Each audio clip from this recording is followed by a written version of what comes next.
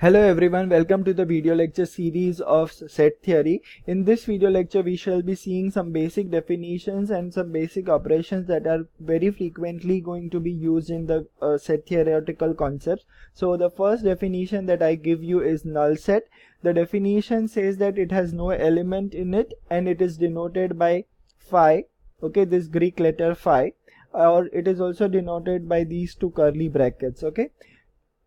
What does it mean? That it is a void set, okay, inside it there is no element at all, okay. So that is the notation phi that I shall be using over here. Another important set is universal set.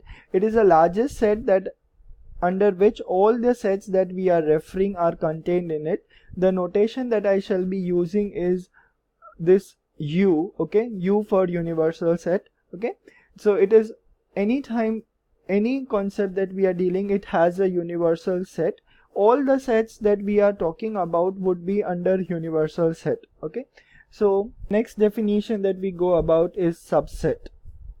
So that is given as A is said to be subset of B, and the notation is here, that is this C squeezed above a bar, okay. And we say that A is subset of B if every element X belonging to set A is a member of B, okay.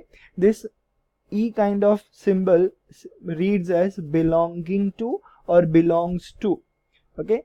Now the another meaning of this thing, we also sometimes write like this, B, and the notation is reversed and we read it as B contains A.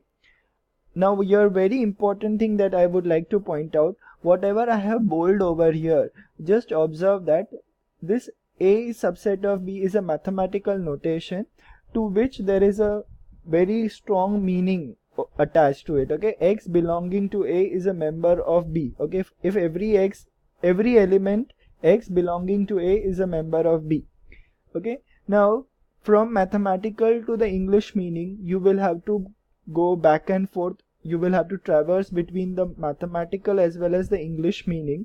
So always remember their mathematical and the English meaning throughout, okay. So what do we infer from this is that if A is subset of B, if and only if every X belonging to A, comma, X belongs to B, okay. This comma is very important over here. For every X in A, X is in B implies that A is a subset of B, okay. This entire concept of subset can be represented using a Venn diagram, that is the diagrammatic representation for set theory. So this black color rectangle is the universal set, red is the set B, and the blue is the set A. So the subset concept can be represented by this diagram, okay. Now there are various ways of talking this concept, that is like A is sitting inside set B, or B is containing set A, or B contains set A. These all sorts of grammatical forms of English language you can use, okay. So it will help you to understand the concept better.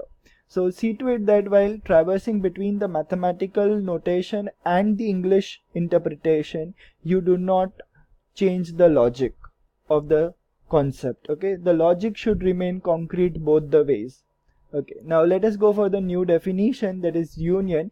A union B, it is a set of all those elements X such that X is belonging to A or X is belonging to B, okay. This is a Venn diagrammatic representation of the union. The blue color region that I have shaded represents the union, okay.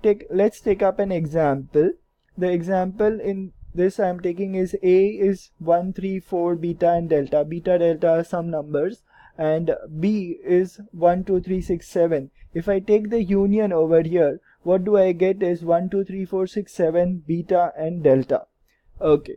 Now observe here very carefully, 1 and 3 are the two numbers which are repeated in both the sets A as well as in B. They are occupying the position. So what to do when you do union? When you take union, you just write them once, okay.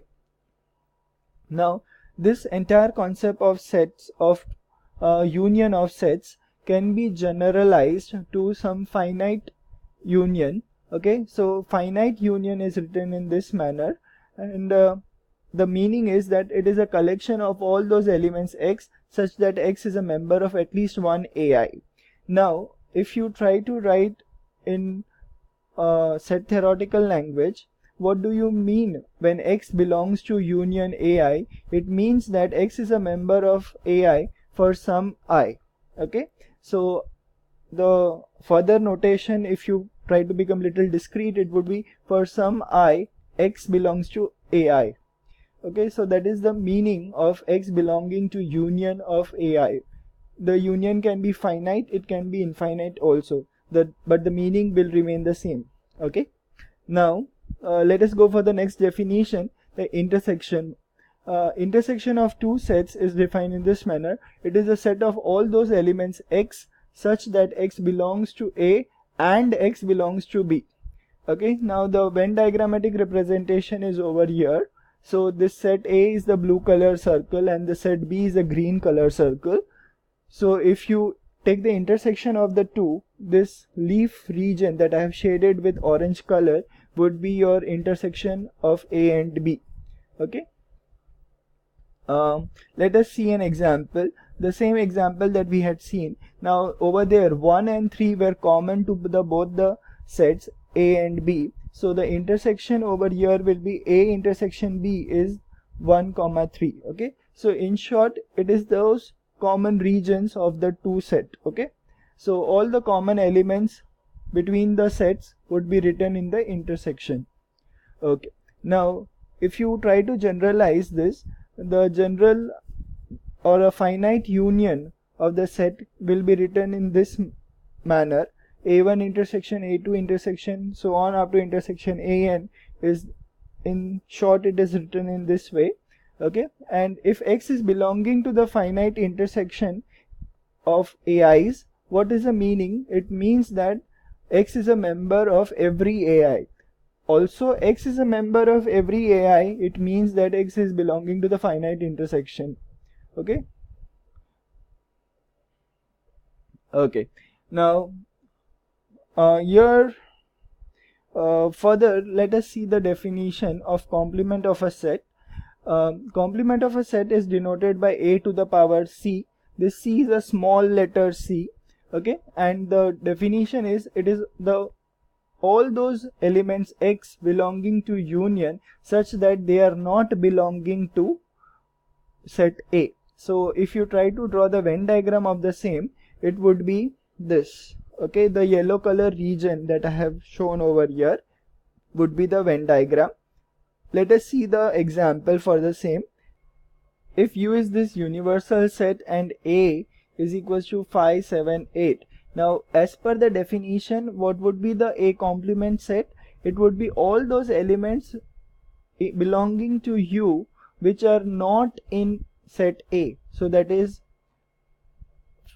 apart from 5, 7 and 8, all those elements we will have to write. So it would be A complement would be A 1, 2, 3, 4, 6. Okay, so that is our A complement set. So till now, please try to digest the definition, the Venn diagram representation, try to understand the traversing between the English language and the mathematical notations of the sets. Okay, so I shall see you with some other concepts in the next video lecture. Till then, keep solving good amount of mathematics. Try to digest these concepts as well. So see you in next video lecture. Till then, thank you.